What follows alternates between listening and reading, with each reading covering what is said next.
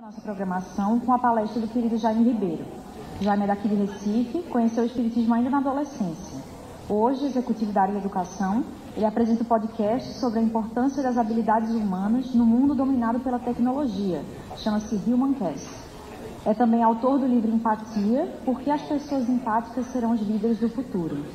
Vocês podem conhecer essa obra já no próximo intervalo do nosso espaço literário. O Jaime preferiu uma palestra com o tema O Homem Novo e Sua Religiosidade. Desculpem, nas relações sociais. Vou repetir o tema, tá, pessoal? O Homem Novo, Sua Religiosidade nas relações sociais. Com vocês, Jaime.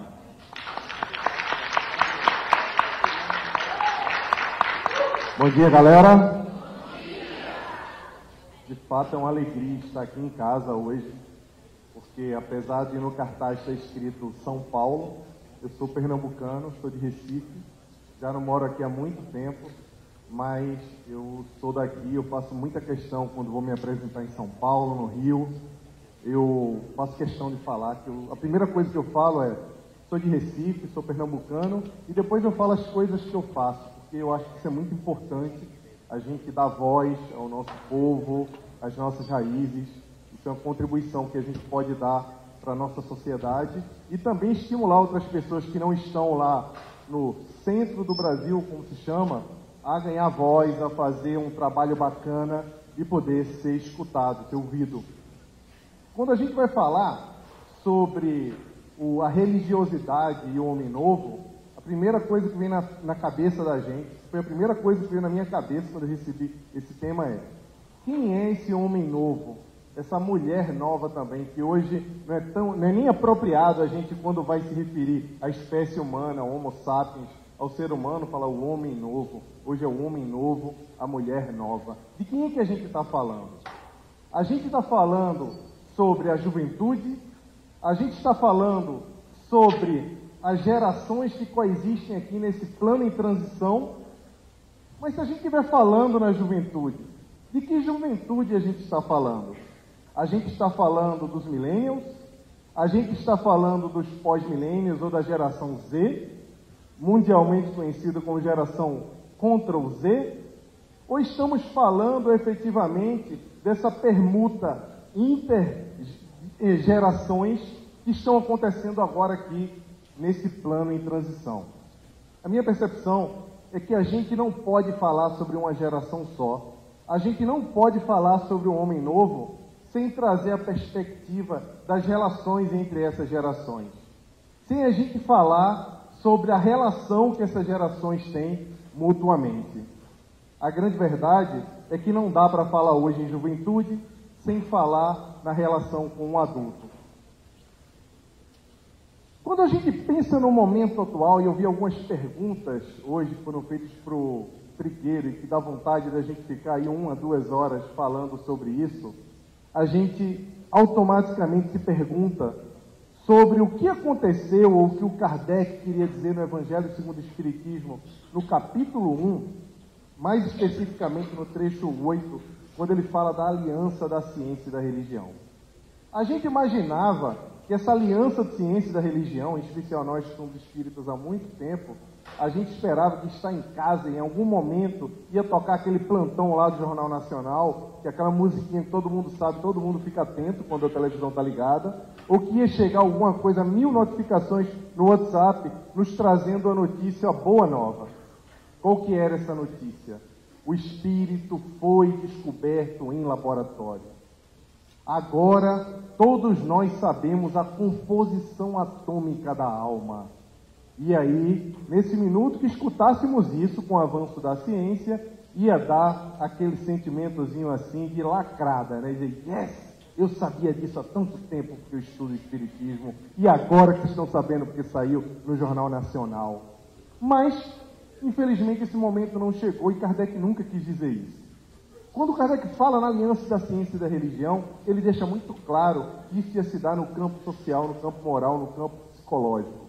Que a revolução que estava por vir, como diz Fenelon, logo no início, logo no seguinte a essa parte da aliança da ciência e da religião, no Evangelho segundo o Espiritismo, ele fala que essa aliança da ciência e da religião se daria no campo moral. E hoje, para nossa festividade, para nossa alegria, a gente vê a ciência, a gente vê a economia, o Fórum Econômico Global, as universidades e grandes pensadores da humanidade, como Yuval Harari, falando que o que importa agora é ser bom. Que o que importa, o que é relevante, são as habilidades humanas. E deixa de ser apenas um objeto de estudo, uma perspectiva religiosa e filosófica, estudar o comportamento que Jesus nos deixou como modelo, que é de amar o próximo como a si mesmo, que é de se comunicar com o outro, se relacionar com o outro respeitosamente. Olha que coisa incrível de se ouvir, quando a gente está lá escutando aquele fórum lá em Davos, dizer, olha, agora, entre as 7 habilidades de empregabilidade do futuro, o que é mais importante é isso, isso e isso, inclusive inteligência emocional, inclusive cooperação, ou seja, trazendo o highlight para as habilidades humanas. Dentre elas, a empatia, a resiliência, o pensamento crítico e tantos outros. Quando eu fui escrever o livro Empatia, uma das coisas que mais me impactou nas minhas pesquisas foi descobrir isso aqui. Foi descobrir que a sociedade hoje é 58% mais narcisista do que antigamente. Essa pesquisa foi feita com jovens ao longo dos últimos 30 anos. E ela dizia que os jovens de hoje são 58% mais narcisistas do que os jovens de 30 anos atrás. Os cientistas não ficaram muito surpresos com isso aqui. E muito provavelmente alguns de vocês também não ficaram surpresos. Porque não precisa de uma pesquisa na Universidade de Michigan para falar que o mundo hoje é mais narcisista. Basta abrir o Instagram, né, galera? Basta olhar lá que a gente vai ver que elegemos como o topo das sensações humanas a visão. Ou seja, ser parece que é menor do que parecer. Parecer é mais importante do que ser. E é isso que, de alguma forma, a nossa sociedade hoje, por meio da revolução digital, vem trazendo para a gente. Mas essa mesma pesquisa revelou uma outra coisa. Essa pesquisa apontou que esse mesmo grupo de jovens estudado ao longo dos últimos 30 anos pela Universidade de Michigan estavam 40% menos empáticos. Então, é explosivo. Mais narcisismo, menos empatia. E aí, os cientistas de fato ficaram apavorados. Imagina para nós que somos espíritas, que desde a época da publicação da Gênese ou dos estudos da Revista Espírita, estávamos esperando a nova ordem dos espíritos. Vocês que estão aqui olhando para a gente. Nós estávamos aguardando vocês com muita festividade.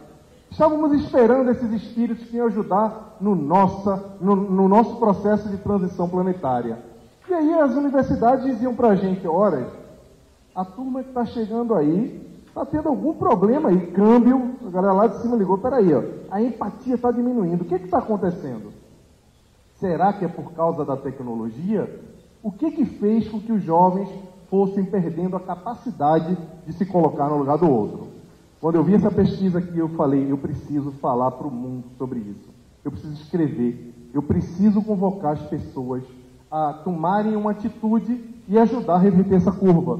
Porque quem lê o livro sabe muito bem que a empatia é uma habilidade inerente a cada um de nós por conta dos hormônios espelho. Mas todos nós poderemos diminuir ou aumentá-la ou praticá-la. Depende da forma como nós enxergamos o mundo ou a exercitamos.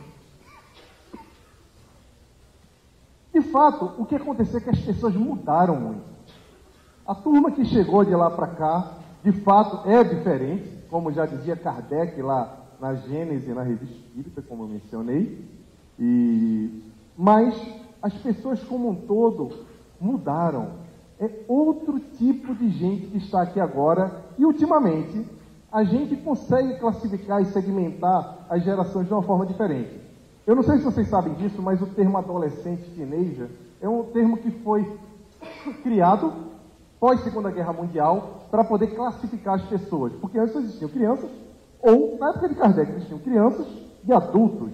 Não existiam o adolescente. Depois que esse termo foi criado, esse conceito foi criado, conseguiu segmentar e se avançou, pensando num consumo, pensando em propriedades que poderiam atender a esse público, a maioria das pessoas que estão aqui. E aí, qual foi a grande mudança que aconteceu para essas pessoas? essas pessoas novas, elas ganharam superpoderes. Nós ganhamos superpoderes. A pergunta é: nós estamos sabendo lidar com esses superpoderes que ganhamos? Quais são esses superpoderes que todos nós que estamos aqui agora ganhamos? Que superpoderes são esses? E aí, fora o descontrole da gente não saber lidar com esses superpoderes, eles são muito factíveis, são muito visíveis para todos nós que estamos aqui vivendo esse tempo, que é o acesso à informação. Tudo está na nossa mão agora, imediatamente. Você pode saber tudo sobre qualquer coisa a um clique no seu celular. Não tem mais mistério, o conteúdo está aí pronto para qualquer pessoa acessar. Temos a capacidade de comunicação global. Agora mesmo, eu fui ontem dormir, quando eu fui dormir, tinha uma notícia de que teve um atentado no Texas, que 20 pessoas desencarnaram por conta de um atentado dentro do supermercado. Quando eu acordei hoje de manhã, estava lá. Em outra cidade dos Estados Unidos, teve um outro atentado à mão armada e desencarnaram mais 10 pessoas. Ou seja, as coisas acontecem numa velocidade muito grande e nós também sabemos da mesma velocidade. Isso serve para a informação e serve também para uma outra coisa que é muito comum hoje em dia, que a gente tem que estar atento, que é a desinformação.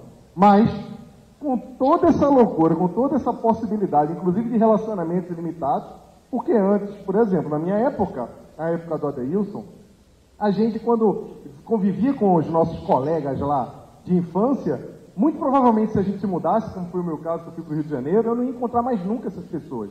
Eu não ia saber, provavelmente ia encontrar ou cruzar com elas em algum lugar e não ia lembrar delas. Hoje, a maioria de nós estamos conectados pela internet. E hoje, inclusive, a gente está conectado com tanta gente que às vezes chega aquele pedido de amizade, pedido de seguir, daquela pessoa que você queria que não encontrasse você. Você não queria que aquele ex-crush, aquela ex-namorada, aquele ex-namorado achasse o seu perfil, mas não tem jeito, tá lá. Você exclui e pede para seguir de novo. Exclui e pede para seguir de novo. Você não queria encontrar. Você está conectado com tanta gente que até com quem você não quer, você de alguma forma vai lá e se conecta. Ou seja, nós temos essa capacidade de conexão como nenhuma outra geração jamais teve. Se fala que essa perda da empatia, essa mudança que tem nas relações sociais, essa incapacidade da gente lidar com os superpoderes que existem aqui hoje é por conta de um negócio chamado celular. Nós demonizamos o celular. Colocamos a culpa nisso aqui, na tecnologia, para todas as nossas mazelas sociais e morais. Mas será que nos tornamos menos sensíveis por causa da tecnologia? Será que isso está acontecendo? Será que a tecnologia ela veio para nos proporcionar essa conexão, mas ao mesmo tempo está limitando a nossa capacidade humana? Isso é um bom questionamento, inclusive, que os cientistas têm feito. E tem um slidezinho aqui que explica muito bem isso, e pelo amor de Deus, pessoal, nós estamos comunicando as nossas emoções por meio de emojis. A gente fala, quando está triste hoje, às vezes minha mãe me manda um textão, está presente aqui, manda lá um textão lindo, escreve tudo, aí eu vou mandar um emojizinho de cara para ela, ela fala assim, só um emoji, filho? Um joinha, manda um coração, quando você não manda um emoji errado. A verdade é que as nossas emoções são muito complexas para nós expressarmos por emoji.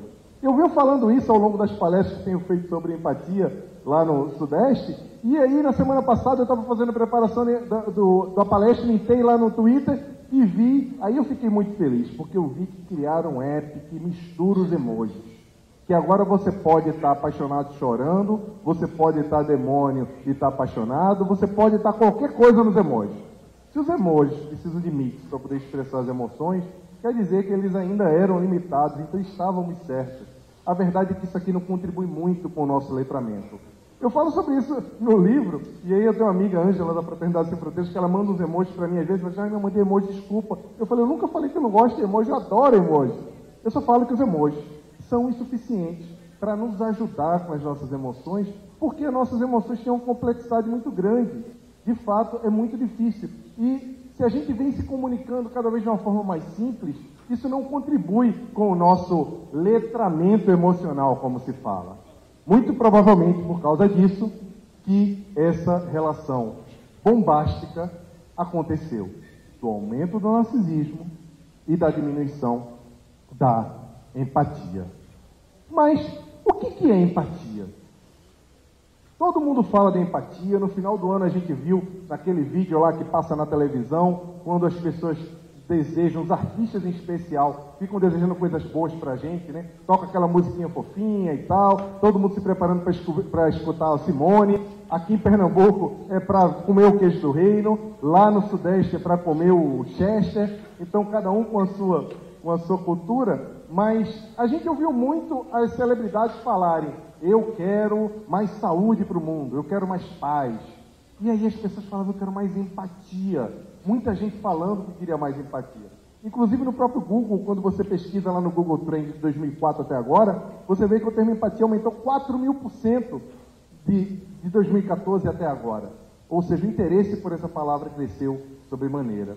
Eu não sei porque, não sei se isso tem a ver com a reeleição do ano passado, que deu defeitinho, né, na maioria de nós, em especial nos grupos de WhatsApp familiares, mas as pessoas queriam entender um pouco mais o que significava se colocar no lugar do outro.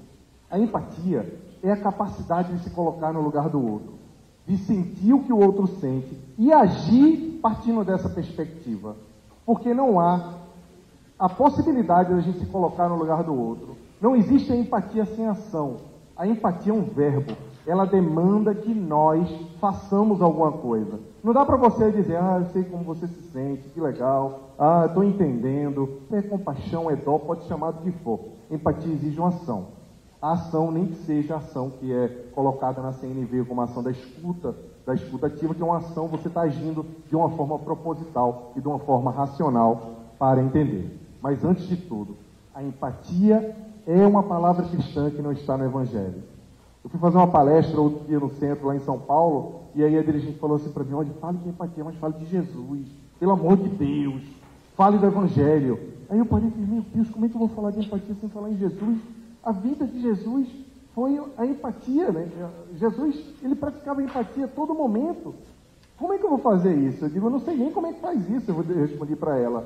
Porque Jesus, em todos os atos da vida dele, em todos os seus ensinamentos, ele era empatia pura. Não dava para fazer isso.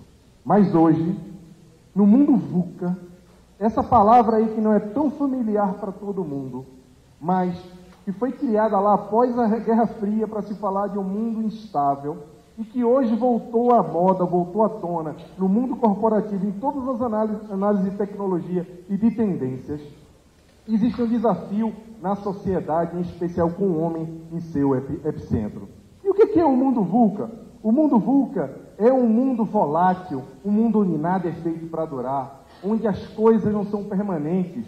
Eu acho que você já deve ter acontecido com você de estar no carro com alguém e aí vê uma batida de carro e o avô, o pai dizia assim: olha que carro, é plástico hoje em dia, antigamente batia e ficava inteiro, né?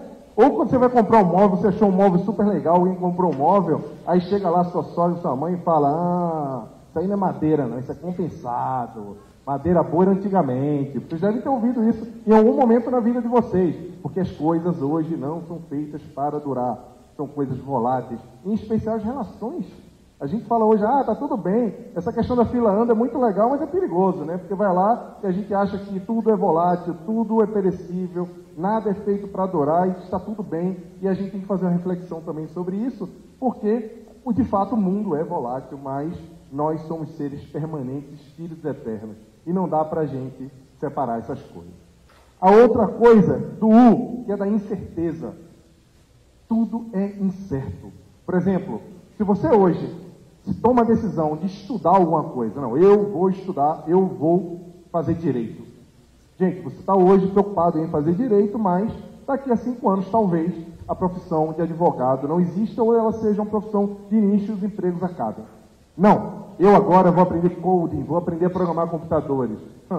Sinto muito, daqui a alguns anos a inteligência artificial vai programar melhor do que qualquer humano. Isso se relaciona muito com o que eu falei lá na frente, com a aliança da ciência e da religião, quando os cientistas dizem que o que importa são as habilidades humanas, que hoje o mais relevante para se ensinar as pessoas é fazer com que elas desenvolvam essas habilidades, que são chamadas os soft skills, do que os hard skills. E o outro é a complexidade. Quando eu vou falar para os adultos, eu falo assim: pessoal, vocês já foram na gôndola de supermercado comprar sabão em pó? Vocês já foram comprar extrato de tomate? Vocês já foram fazer esse tipo de compra? Eu falo isso. Mas aqui eu vou falar de uma outra forma. Alguém aqui já ficou 45 minutos tentando escolher um filme ou uma série na Netflix e não assistiu nada? Levanta a mão aí, só para ter uma ideia. Caraca, ali, ó. E aí, vamos assistir o quê, amor? E aí? E aí? Daqui a pouco, pô, tô com sono, não vamos assistir nada não, vamos dormir. Acabou, ou não é? A complexidade é essa, é muita coisa para escolher, e aí, para o jovem em especial, a gente tem um grande problema, que é a gente tem muito conteúdo, como a gente nunca teve até então. O que vale agora é a gente ter capacidade de escolher esse conteúdo. E por último, a ambiguidade. Que é a ambiguidade que traz a confusão do VUCA como um todo, e faz com que nós estejamos extremamente confusos. É a ambiguidade de tudo pode, tudo é possível, tudo está certo, e isso causa uma confusão muito grande, porque no mundo volátil, instável, complexo e ambíguo, é difícil de viver, é complicado. Por isso, muito provavelmente, que as taxas de suicídio aumentam tanto, as pessoas têm complexidade enorme para escolher as coisas. Eu vou na cafeteria, tenho que escolher o tipo de café. É o café, o latte, o frappuccino, ou com leite, com não sei o quê, com não sei o que lá, adoçante, qual tipo de adoçante que você quer, tudo. Pelo amor de Deus, eu não quero escolher isso. Eu quero uma simplicidade maior na minha vida. Dia de regra, quando estou na cafeteria, alguém pergunta isso para mim, eu olho com um sorriso e falo assim: você escolhe o que você mais gosta para mim, por favor? Eu vou ficar muito feliz com o que você gosta. Eu não quero escolher esse café, é muito difícil para mim. São 10 tipos de café. Mas, qual que é o papel do homem, então? O homem novo, o homem do século XXI. Qual que é o nosso papel, então, com essa instabilidade, com essa interseção da ciência e da religião? Qual que é o nosso papel diante disso tudo? As nossas relações mudaram completamente. Nós hoje temos menos contato olho nos olhos. As redes sociais estão aí para conectar tanta gente. É muita gente conectada e pouco contato olho no olho. Obviamente, isso tem um impacto na forma como a gente se comunica e na forma como a gente se relaciona. A grande verdade é que as redes sociais, elas criaram uma nova dimensão nas nossas relações. Porque não é por acaso que ninguém aqui precisa pagar para fazer o perfil, tá? Se alguém ainda tiver perfil de rede social de casal e etc, ou algum amigo, avisa que não paga não, pode ter 2, não tem problema, tá? Cada um pode ter um, não paga não. Mas por que não paga? Por que efetivamente não paga? Porque nós é que somos os produtos. Eles querem que nós fiquemos mais tempo conectados. A ideia da rede social como instituição, como empresas que foram criadas por gênios, bonzinhos, que queriam conectar apenas as pessoas, não é bem uma verdade mais. Então, tudo que a gente olha, que posta, que curte, que faz, atrás, logo depois de um post fofinho do sobrinho bebê, ou daquele crush que você coloca abraçando, beijando, daquele o último amor da vida que você coloca lá no teu timeline, tem uma empresa, um gigante das redes sociais, da tecnologia, coletando cada informação, cada curtida, cada coisa que você faz no seu comportamento. Então, isso também tem um impacto na nossa vida. E aí o que vai importar, pessoal? Eu vou precisar de mais 5 minutinhos, senão, tá? O que vai importar? O que vai importar o senso crítico, que é uma outra habilidade do século XXI, um outro soft skill. É a gente ter capacidade de ver tudo e separar. Nesse mundo complexo, nesse mundo que tem muita coisa para escolher, o senso crítico é o que vai contar. É a gente saber escolher. A gente precisa saber escolher. Por quê? Hoje em dia, por exemplo, você precisa ler. Ouviram o que o Raul falou aqui. A gente é muito jovem e diz, o acolhimento na casa espírita não está tão bom. Mas a gente precisa estudar. Tem muito conteúdo na internet, tem muito conteúdo fácil em blogs e etc. Mas a gente precisa estudar a codificação espírita. É mais fácil, é mais seguro para a gente poder desenvolver a nossa lucidez e a gente saber o que é efetivamente relevante. 5 anos, mais de 50% de todas as nossas atividades de rotina vão ser dominadas por robôs. Se você hoje consegue descrever o que você faz, inclusive dentro da casa espírita, eu consigo descrever as coisas que eu faço dentro da casa espírita. A tecnologia, o robô vai tomar conta da sua atividade lá. Mas essas coisas que você consegue descrever, inclusive a sua profissão, muito provavelmente vai ser substituído por um robô ou por uma inteligência artificial. Isso parece Black Mirror, tudo que a gente falou. Parece Black Mirror, mas está acontecendo agora. Não é o futuro. Isso está acontecendo imediatamente agora. E aí a gente chega no futuro. Como será o futuro diante disso? Eu vou fazer uma simulação aqui com vocês para a gente ver como é que vai ser o futuro. Vou usar aqui meu celular para chamar o nosso querido Google Assistant. Ok, Google, quem foi Allan Kardec? De acordo com Wikipédia, Hippolyte Léon Denisard de Rivail foi um influente educador, autor e tradutor francês. Parece que o Google sabe, né?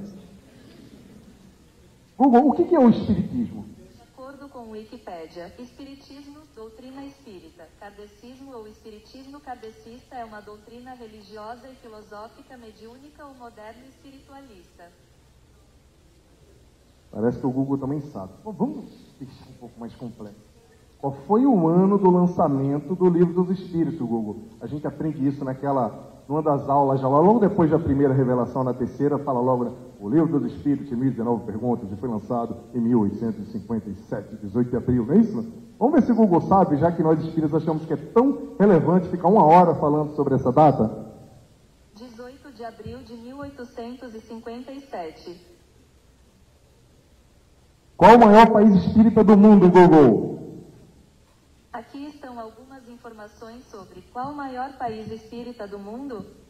De acordo com Wikipédia, apesar de ser uma religião completa e autônoma apenas no Brasil, o espiritismo tem se expandido e, segundo dados do ano 2005, conta com cerca de 15 milhões de adeptos espalhados. Mas vamos lá, vamos melhorar. Google, o que significa felicidade?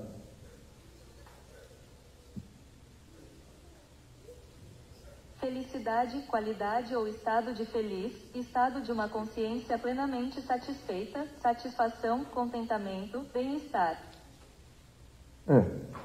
Ele sabe. Mas, o que é felicidade para mim, Google?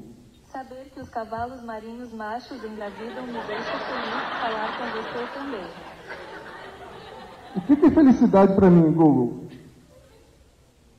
Saber que os cavalos marinhos machos engravidam me deixa feliz falar com você também.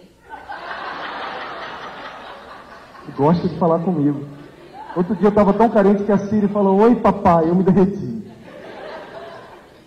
Então, vamos ver aqui se o Google realmente vai resolver a vida da gente, se a tecnologia é a resposta. Google, estou triste. Me ajuda. Se eu tivesse braços, eu te daria um abraço. Como não tenho, quem sabe, uma piada, uma música ou sessão de meditação não ajuda. Muito fofinho. Mas olha, eu acho que o Google não está preparado ainda para resolver as nossas questões emocionais. A tecnologia nos ajuda muito, mas ainda não está preparada para falar de humanidade, para nos ajudar. Eu duvido que se eu dissesse que estou triste, alguém ia dizer assim, se eu tivesse braço, Jaime, eu te dava um abraço. Alguém aqui ia me dar um abraço, não ia dizer que não tem braço. Mas como vamos estudar o Espiritismo agora, se a tecnologia chegou? Vamos chegar, o jovem chega na casa espírita, a gente vai dizer, tá aqui, ó, 5 livros, vai lá, lê a codificação toda e você está pronto, é isso? Alguém já viu isso? Já? Você não é espírita não, nunca leu a codificação? Agora a moda é o seguinte, você diz que leu a codificação, a pessoa vira assim e fala, e a revista espírita, você já leu toda? Dá vontade de falar um palavrão quando a pessoa fala isso. Mas que bom que a gente agora tem a Kardecpedia. Kardecpedia você pega lá, separa, vai por assunto, entende, para a gente poder se concentrar no que é relevante. Claro que a gente vai continuar consultando e olhando a codificação, mas hoje a gente tem a codificação na nossa palma da mão e a gente pode consultar por assuntos. E não tem problema nenhum, porque está tudo lá classificado, inclusive por assunto, depois ele diz até na revista espírita, o que está lá contendo.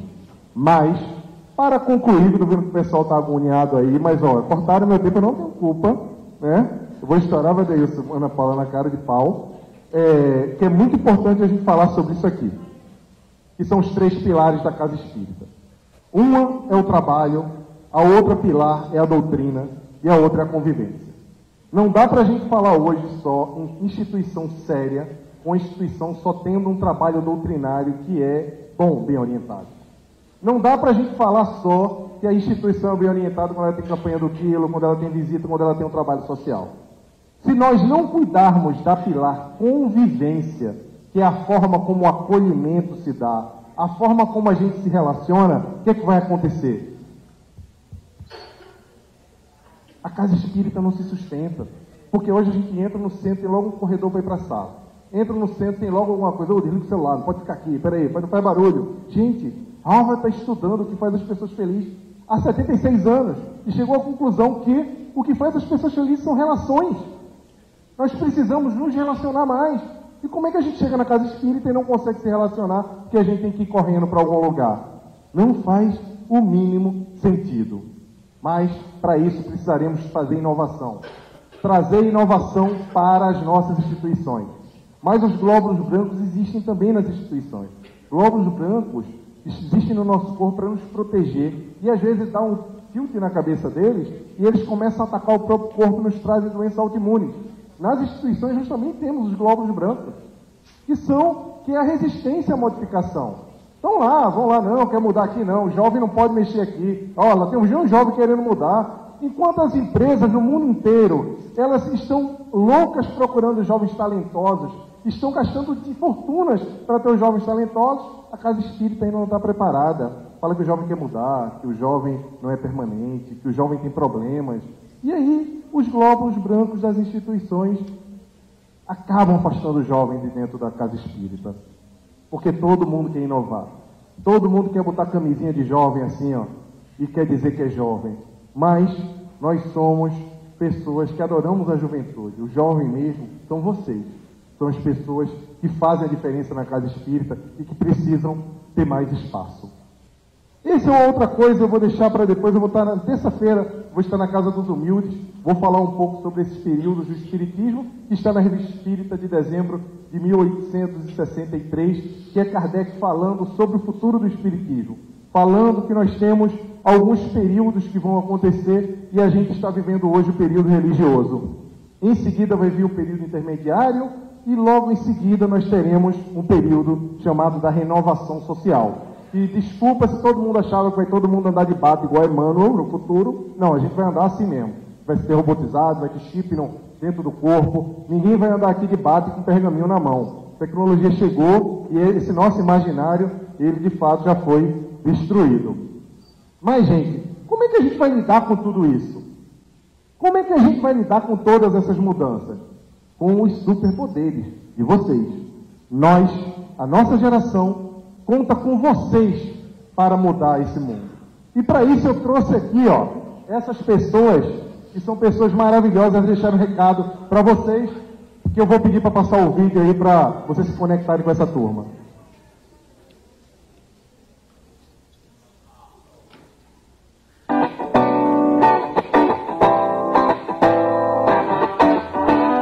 Olá, meu nome é Ana Moreira, da página Cantinho Espírita do Instagram. Nós jovens temos o futuro em nossas mãos. Então vamos nos unir em prol do bem, vamos compartilhar coisas boas e acreditar que nada está perdido. Quando a gente usa as nossas forças em prol do bem, a regeneração fica mais perto da gente. E aí, vem comigo?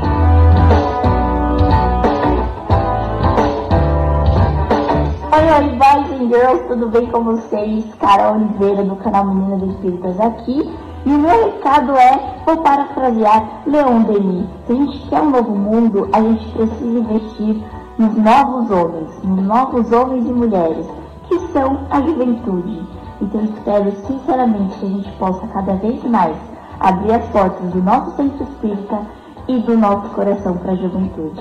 Beijo!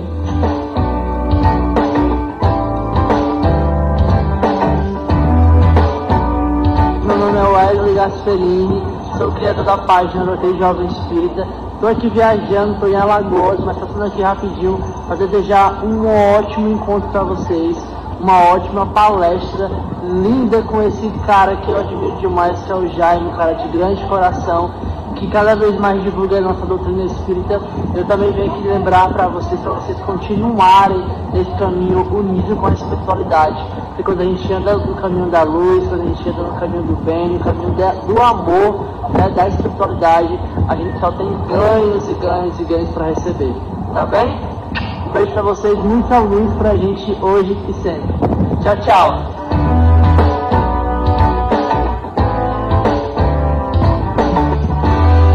Olá pessoal, eu sou o Júlio Sena, criador do canal Coaching Espírita, e eu acredito que o planeta de regeneração está chegando, mas ele vai precisar de construtores, pessoas que possam, através das suas atitudes, dos seus pensamentos, das suas palavras, construir um novo mundo. Por isso, eu acredito que a juventude espírita deve ser cada vez mais ouvida, olhada nos olhos e sentida, e a gente pode juntos construir um mundo melhor. Bora lá?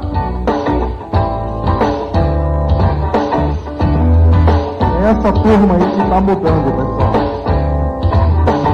Então, a hora dos pequenos chegou. E quando a gente fala pequeno, é que hoje um jovem de 13, 14 anos, que está em Exu, com um celular, com 3G na mão, ele tem mais acesso à informação do que o meu querido Valdec, que era presidente da Federação Espírita Pernambucana nos anos 80, tinha, na época que comandava o Espiritismo em Pernambuco. Hoje, qualquer pessoa tem mais acesso à informação e pode impactar. Essas pessoas aqui estão mudando a forma como nós nos conectamos e fazendo um trabalho belíssimo de divulgação. Eu espero que vocês sigam o exemplo deles, porque é incrível a forma como eles vêm trabalhando pelo serviço do Espiritismo e pelo serviço de Jesus. Então, pessoal, para concluir, no mundo VUCA, nesse mundo volátil, com a tecnologia lá Black Mirror, com tantas transformações sociais, o que é mais importante? Como a gente vai se manter lúcido? Como a gente vai atravessar essa confusão toda de uma forma sadia? Por meio da fé. A fé é a linha reta, é a linha estável no mundo VUCA, nesse mundo complexo, ambíguo e tão difícil, volátil, tão difícil de se viver hoje em dia. Por meio da fé, da espiritualidade, do desenvolvimento da nossa compreensão de quem somos, é que nos tornaremos os seres humanos que nos propomos a nos tornar na espiritualidade. Estamos em uma hora de transição. Estamos vivendo no mundo de regeneração. E nesse mundo de regeneração, é importantíssimo que Jesus possa contar com cada um de nós. Que possa contar com o nosso concurso. Porque a gente vê em especial muita gente reclamando de como o mundo está hoje. Da configuração política do Brasil, dos problemas dos Estados Unidos, das questões do Oriente Médio, do aumento de suicídio, da questão ambiental. A gente vê muita gente se preocupando e fazendo o que eu chamo de ativismo de sofá. Eu até lancei um livro na sexta-feira, um livrinho chamado Manual do Preguiçoso para se tornar um espírito de luz, para poder ajudar a turma a mudar o mundo do seu sofá, sem fazer um grande esforço, porque de fato a gente precisa fazer alguma coisa, nós precisamos nos propor a fazer aquilo que nós imaginamos que é o melhor para o mundo, porque não adianta. Se vocês estão esperando os X-Men chegarem aqui no Brasil, se estamos esperando os Vingadores aparecerem para resolver esse problema, eles não vão aparecer. Os heróis do plano de regeneração, as pessoas designadas pelo Cristo para mudar esse planeta e preparar a nova era, somos nós. Somos nós os heróis da regeneração, meus amigos. Não vai vir ninguém diferente. Então, quando você olhar no espelho, lembrar que você ainda erra, que você ainda sente tristeza, que você ainda tem problema em casa, que você tem problema no trabalho, que você tem uma série de questões para resolver ainda internas, lembre-se que Jesus conta com o nosso concurso, porque somos nós os grandes heróis do plano de regeneração. Muita paz, um bom semestre para vocês. Espero que a gente se veja em breve.